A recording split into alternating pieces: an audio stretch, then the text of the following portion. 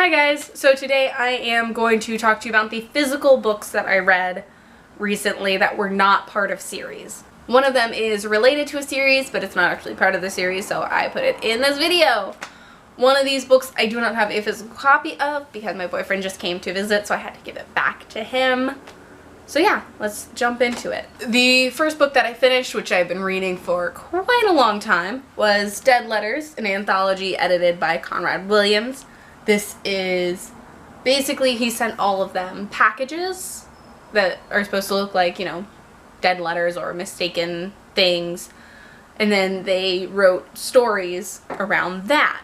And these are, you know, like horror, thriller, fantasy, sci-fi novelists. So all of the stories were creepy. They were all extremely creepy, but I really enjoyed it, and it got me really interested in, like, just dead letters as a thing. Not all of the stories were great, and some of them kind of blended together just because there's only so much you can do with that topic, really. And a lot of the stories were just written in a similar way. But it was still a really interesting anthology, and I would definitely suggest checking it out if you're at all interested. After that, I read Understanding Comics by Scott McCloud. That was a graphic novel about, you know, the history of comics and why they are how they are and the way that, like, the art behind them works. And it was really, really interesting. If you really enjoy comics or graphic novels, I would definitely suggest checking it out because it was definitely extremely, extremely informative and interesting. After that, I decided to read Tales of the Peculiar by Ransom Riggs. This is a book that is told about in the Miss Peregrine's Home for Peculiar Children, except, I mean, obviously it's not written by Ransom Riggs. And it's just, you know, fairy tales for peculiar children. And it was really cute, kind of. Like, the stories in here are not as, like, nice and sweet and happy as they are. Which, I mean, most fairy tales weren't really nice and sweet and happy to begin with. We just kind of made them that way. But it was just interesting. It was just really, really interesting and different, and I really, really enjoyed it. So if you enjoyed Miss Peregrine's, I would definitely suggest checking this out. So after some other books, I decided to pick up Night Film by Marisha Pessl.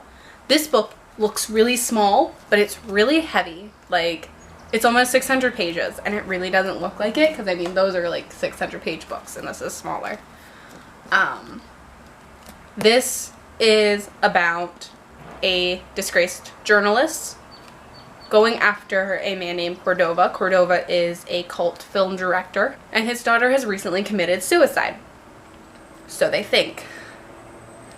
So we kind of follow him as he tries to dive deeper into Cordova's life again to find out, you know, what really happened to Ashley. He has some people who try to help him along the way, a lot of people who try to hinder him along the way. It was just really interesting and creepy, and it kept me up a little bit at night. And it was frustrating at the end because we think we found out what happened. But then we think something else, we find out something else was what really happened. And we never really know what actually, like, the truth is. So it was just really, really interesting. Like, that's the best I can do.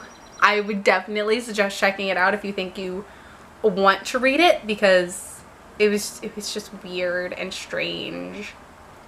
And I really, really enjoyed it. And I really liked the way that it was written. I started taking notes in one of my notebooks, and the first word that I wrote down was, like, intoxicating. Because the way it's written, like, you just don't want to stop reading. So I really enjoyed this. After that, I finally acquired, because I had seen it before, like, a couple of times, and read in, like, a sitting, A Cat Hater's Handbook by William Cole and Tommy Ungerer. This was everything that I could have hoped it would be. It was just, you know, negativity towards cats. History of cats a little bit, but, like, a lot of negativity towards cats, and just really relatable things that I was just like, yes. Oh my god, yes. Fuck cats. I don't like cats. And this was just the cutest little, like, it's more like a pamphlet than a book. It was just great. It has like poetry, you know, about why cats suck. Little like pictures and just great. Also, bragging moment because I like old books. This is an out of print book, and this is a copy from 1982. So that was exciting that I found this at Half Price Books because I fucking adore Half Price Books. And then the last book that I have to tell you about in this set is Mandy by Julie Edwards. This book was given to me by a childhood friend, their mother, because when I was younger my nickname was Mandy and I had, you know, the similar haircut, and she just thought that the girl on the cover just looked like me. So she got me this. This is about Mandy. She is an orphan and she finds a cottage in the woods behind the orphanage walls, and she goes and spends some time there. And something happens, but most of the story was just cute. It was fun and enjoyable. Mandy is a precocious little 10-year-old. She wants what she wants. She's gonna do it. It was just a really enjoyable story, and I'm so glad I finally got around to reading this. If you have children, I would definitely suggest this for a much younger audience, obviously, but it was still really cute. And this is actually written by Julie Andrews, under her married name, I think. It's either her married name or her maiden name. I don't remember which. But so that was just kind of cool. Alright, so those are all the books that I had to talk to you about in this video. What were your favorite, like, standalone books that you've read in the recent months? Have you read any of these? Do you want to read any of these? Let me know. Thank you so much for watching. Don't forget to like and subscribe so you can check out my next video. Have a great day and a wonderful week. Bye.